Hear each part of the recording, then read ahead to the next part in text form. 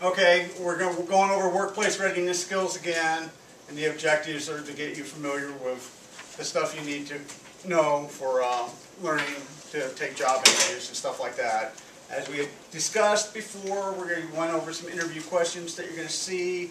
I got a few of them back. For the most part, they were very good. A couple of things I want to talk about is like when you're doing the first question where you talk about yourself, you do need to talk about yourself. Not just say something like, well, I'm trainable, I'm a quick learner and stuff like that. You need to talk about yourself. You're going to want to say, well, I graduated from this school, any accomplishments you have, any work experience, anything you know to make it, to sell yourself. You want to sell yourself when you're answering all these questions. That's the most important thing. You're going to talk about their company when they ask you, and you're going to emphasize anything positive. You're not going to try to mention negatives. Like if you know they're being sued by somebody, you don't want to bring that up. You also want to know, if they ask you how long do you want to work there, you're going to tell them honestly that you intend to work there until you earn another degree, until you are ready to move on. Explain it. As long as you're honest and straightforward with them, that's what they want. They don't want somebody who says, oh, I'm going to work here forever, and then 6 months later they're like, well, I've got this school I want to go to, I'm leaving. So, and remember, if you do get the job, that job's going to follow you because it's going to be on your resume, and you're going to want them to give you a good recommendation when people call up to ask them about it. So you got to think long term. You can't just think short term when you're answering these questions. Do you understand what I'm saying, Brandon? Yes? Yeah. Crystal, do you have any questions so far? Okay. So when they ask you why you want to work there, you got to tell them that short, Vic, is you don't want to just say, I'm working here for a paycheck. You want to tell them that you are impressed with what they're doing, how they're helping the community, and you want to emphasize that you value working hard, and money is part of it, and they know that's part of it, but it can't be the sole reason you want to work someplace. If it is, they don't want you really. They want somebody who wants an attachment with their company, so you'll be more enthusiastic, you'll be more pleasant. You got to have customer service skills. If you're just there to make money, you're not going to care about their customers. So you got to have empathy with their customers. Bobby, you understand that? Who's here had a job before? Ricky, at your job, did you have to interact with customers in any way? Did you, what were the guidelines that they gave you? Be nice.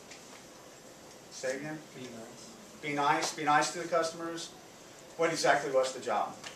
Family dollar. Family dollar store? So you were like cashier or something? Or stock boy or what? Cashier. Cashier.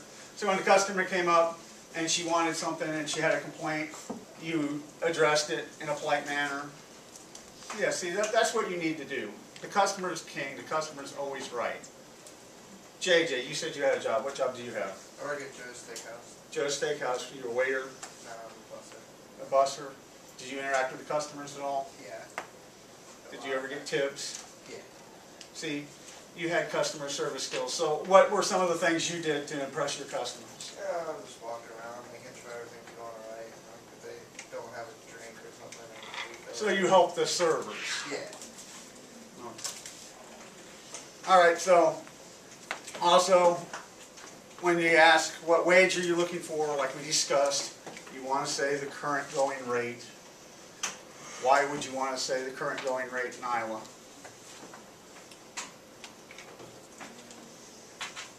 You don't know. Well, you don't want to say a wage that's too low so you don't get fair compensation. And if you say a wage that's too high, they may not hire you because they say you want too much money. So you want to say the current going rate. Do you understand why? Yeah. Okay. Then also, when they ask what your biggest weakness is, this is one of the hardest questions. to have to deal with. But you want to make sure that you go ahead and give them a weakness, but you want to make sure that the weakness in no way will make them think that you are unable or incapable of doing the job. Do you understand that, Brianna? What would you say was your biggest weakness? For if you were trying to get to work at, say, Food Lion, and they ask what's your biggest weakness, what would you say? Say, I can't hear you. You don't know what your biggest weakness is? You got to have some weakness that you can give them. Whether it's, I'm not that great with math, but I'm willing to learn. If you have a weakness, you always emphasize that you're willing to work on correcting it and make it better. So that's important things to put into your answers for these questions.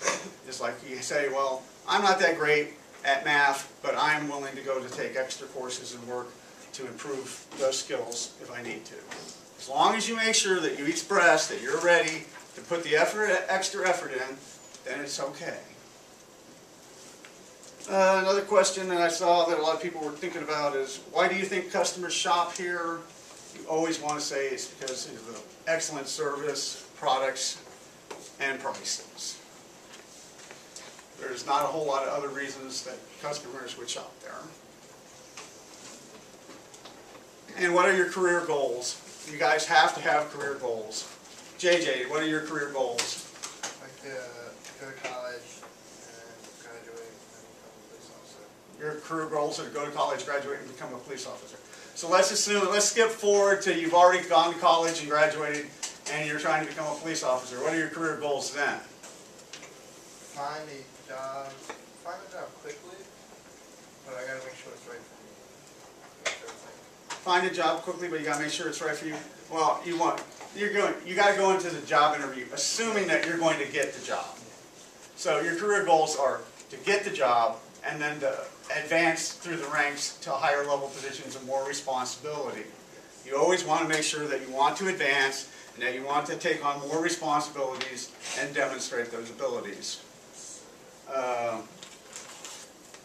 Dale, what are your career goals? You just interviewed. It's not for that, but my career I want to become a master welder. A master welder? So you're going to go and seek the appropriate schooling and training for that? You're looking to work like at shipyards or something? I want to own my own business. You want to own your own welding business. That's a good career goal. And you express that to them, and they will probably help you in what ways they can if they're impressed. So I want you guys to continue working on your career questions. We're going to do a mock interview starting Wednesday. We're going to do mock interviews with everybody, and we're going to have a career list sign-up sheet up here that everybody needs to sign up on and list what you want to interview for so we can get it. And you need to tailor your answers for that specific job. Does everyone understand that? Yes, sir. Good. So go ahead and start working on your stuff, and we'll continue on from there. Thank you.